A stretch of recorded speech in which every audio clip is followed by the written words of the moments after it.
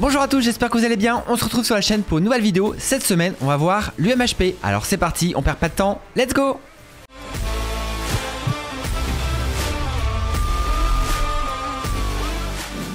Voilà, donc je suis en présence de David, je vais te laisser te représenter. Ouais, et ben moi c'est David, je suis infirmier aux urgences à Épinal, là, ça fait 9 ans, et je suis également formateur FGSU, SSE pour les situations sanitaires exceptionnelles. Et infirmier également au SMUR. Hein, ouais, exact. Nous, aux urgences d'Épinal, les infirmiers qui font des urgences et du SMUR, on fait les deux à la fois. Exactement. Et lorsqu'on n'est pas au SMUR, on est aux urgences. Bah oui, on travaille. C'est ça, exactement. Et dans cette vidéo, donc, on va parler donc, de l'UMHP. Est-ce que tu peux me dire ce que c'est déjà que l'UMHP? Ouais, l'UMHP, c'est l'unité mobile hospitalière paramédicalisée. C'est un effecteur supplémentaire pour répondre aux besoins de la population, notamment du bassin spinalien. Et donc ça, alors c'est dans les Vosges, mais c'est aussi dans d'autres départements aussi. Ouais. Ça a été mis en place très récemment, en fait, en 2022. Ouais. Et 2023, une révision également de ces textes-là. Tout à fait. Et quel est le concept en fait de cette UMHP? Le concept, c'est d'envoyer tout simplement un infirmier sur site chez les gens pour traiter une problématique mineure où le patient est censé être stable, où il n'y a pas de signe de gravité majeure, ou à défaut, là, il faudra un docteur. C'est ça. Et donc, tu es en équipe avec l'ambulancier également? Tout à fait, oui, un binôme indispensable. En fait, dans la tête des gens, le SMUR, c'est à chaque fois un médecin, un infirmier, un ambulancier et des fois un stagiaire. Des fois. Et là, la particularité, c'est qu'il n'y a pas de médecin. C'est-à-dire que le médecin urgentiste, donc moi par exemple, eh ben, on reste aux urgences et on s'occupe des patients des urgences. Tout à fait. Et c'est donc un infirmier et un ambulancier, comme David par exemple, qui partent en binôme, en intervention, sur déclenchement du SAMU. C'est ça, c'est le SAMU qui nous déclenche, c'est sous la responsabilité du médecin régulateur. Est-ce que n'importe quelle infirmière peut faire de l'UMHP? Non, pas n'importe quelle infirmière, il faut notamment avoir 2 ans dans un service d'urgence, dont 1 année au SMUR, et être à jour de son attestation de formation en gestes et soins d'urgence. Et pendant cette année au SMUR, eh ben, c'est là où on apprend un peu les particularités donc, du SMUR, de travailler avec du médecin urgentiste, avec l'ambulancier, d'acquérir les réflexes en dehors de l'hôpital, parce qu'on est un petit peu tout seul en fait. Oui, et puis on est chez les gens, voilà. Donc on n'a pas nos repères de l'hôpital. C'est ça, exactement. Et donc là, sur l'UMHP, donc là, c'est carrément, vous êtes donc sans médecin. On n'a pas de docteur, on en a toujours un au bout du fil, au SAMU si besoin. Voilà, c'est ça. C'est-à-dire que c'est le médecin régulateur du SAMU qui va déclencher l'UMHP et que nous, en fait, on a des critères spécifiques, c'est-à-dire qu'on ne va pas envoyer sur tout n'importe quoi. Par exemple, sur un arrêt cardiaque, il y a besoin d'un médecin. Donc, ce ne sera pas sur un arrêt cardiaque, mais ça va être sur des protocoles spécifiques. Est-ce que tu as des exemples à nous donner? Oui, bien sûr. J'ai notamment la crise d'asthme chez l'asthmatique connu, la douleur thoracique sans facteur de risque, le brûlé, les hémorragies graves, avec une hémorragie contrôlée naturellement. Et donc ça, à chaque fois, c'est sur protocole, c'est-à-dire qu'en fait, à l'avance, vous savez déjà ce que vous allez faire, et en fait, vous déroulez le protocole.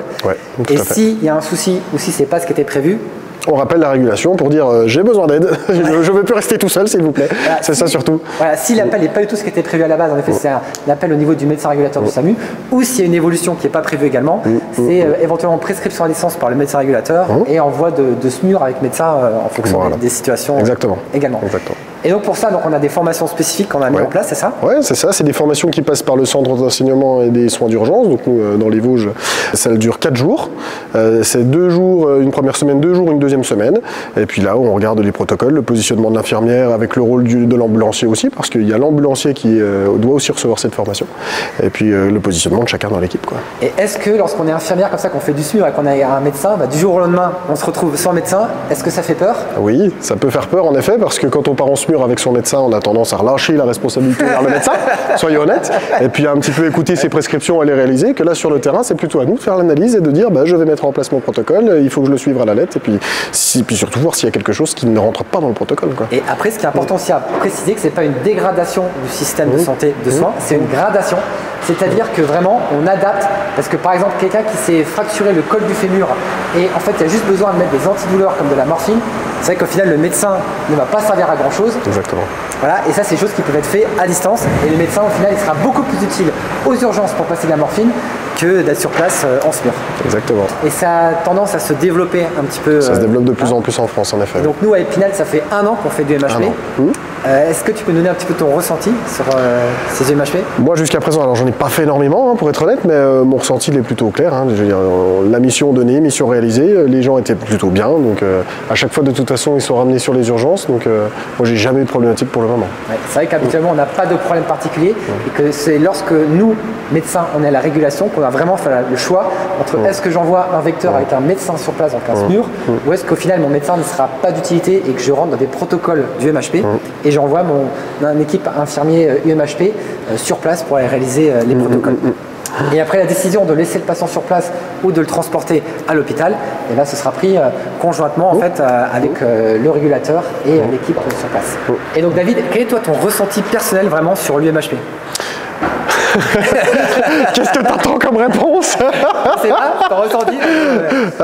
Mon ressenti personnel sur les MHP, bah, c'est plutôt positif. En effet, ça permet de mettre un infirmier là où il y a réellement besoin, de garder le médecin là où il y a réellement besoin. Et puis ça permet en plus de renforcer pour moi le binôme infirmier-ambulancier en plus. Hein. C'est vrai parce qu'il y a certains services d'urgence en France où les médecins restent aux urgences et les médecins des fois font que du SMUR à 100%. Et ils font que ça. Alors que nous, à Épinal et dans beaucoup de services d'urgence en France, les médecins en fait quand ils sont aux urgences, c'est qu'il y a un départ SMUR, le médecin part des urgences et donc il n'est plus aux urgences et c'est-à-dire qu'on perd un médecin. Et lorsqu'on a déjà 30 à 40 personnes qui sont dans les urgences, et ben un médecin en moins, et ben ça retarde. Ça se ressent sur la journée. Ouais. Ça augmente les temps d'attente énormément. Et surtout, si c'est une indication qui est relativement limitée, comme par exemple aller mettre juste un petit peu de morphine, comme je disais tout à l'heure, l'intérêt il est plus que minime et le médecin dans ce cadre-là, il est beaucoup plus utile aux urgences. Et en effet, ça peut faire peur de se dire je sors tout seul, mais tu n'es pas tout seul parce qu'en effet, il y a le médecin régulateur qui est au téléphone, qui est comme si on était à côté au final. Tout à fait, exactement. Et qui va donner un petit peu ses directives c'est en fonction des situations à chaque fois. Et un autre élément, pour moi, je pense que c'est vraiment une très bonne chose parce qu'au final, ça permet vraiment de valoriser le métier d'infirmier au niveau des urgences. Tout à fait. Et également d'évoluer vers une montée de compétences et de responsabilisation. Alors des fois, certaines personnes disent oui, mais moi j'ai peur, je mets mon diplôme en jeu. Et là, au final, on ne met pas son diplôme en jeu parce qu'on est dans des cadres qui sont protocolisés et c'est le concept un petit peu des protocoles. Après, c'est normal que ça fasse peur au départ. Hein. C'est quelque chose de nouveau. On n'a pas énormément de recul dessus. On n'a pas encore fait les premières sessions de recyclage, mais ça va rentrer petit à petit dans les mœurs, je pense. Mais selon moi, c'est vraiment une très bonne initiative. Et d'ailleurs, il y a peut-être des services d'urgence ou des infirmiers qui regardent cette vidéo en ce moment et ça va peut-être se mettre en place prochainement dans votre service. En tout cas, nous, les retours sont bons dans l'ensemble. Et moi, je trouve que c'est vraiment une très très bonne avancée pour le métier d'infirmier. Et petite question, c'est peut-être encore un petit peu la difficulté qu'on a actuellement, c'est que des fois, lorsque les gens sont sur place et qu'on dit on vous envoie une équipe médicale, ils s'attendent des fois à ce qu'un médecin arrive sur place. Oui, bien sûr. Est-ce qu'ils ne sont pas trop surpris de ne pas voir le docteur arriver? Si les choses sont dites honnêtement et bien précisément aux gens, bien expliquées, les gens ils comprennent assez facilement que ça soit un infirmier et puis nous on leur dit les choses honnêtement, voilà, on travaille sur protocole, on va vous faire ça, ça, ça. Et s'il y a besoin, encore une fois, il y a le médecin du SAMU qui est avec nous par téléphone. Donc les gens en principe ils comprennent bien. Donc on n'est jamais loin au final. Jamais loin. Et puis encore une fois, les retours qu'on a en tout cas sont bons. Là, sur cette UMHP. Voilà, et juste pour terminer la vidéo, je pense que je vais vous mettre en dessous en description les recommandations de la SFMU sur la mise en place de ces protocoles UMHP parce que c'est quelque chose qui est encore très récent actuellement et que probablement beaucoup de personnes ne connaissent pas. Mais bon, en tout cas, nous, c'est quelque chose qu'on pratique et maintenant qui est plutôt bien rodé. Si vous avez des questions, n'hésitez pas à les poser en commentaire, vraiment on y répondra avec grand plaisir. Pensez également à mettre le petit pouce pour me soutenir, ça fait plaisir. Et moi, je vous dis à la prochaine, prenez soin de vous et merci David. Je t'en prie. À plus.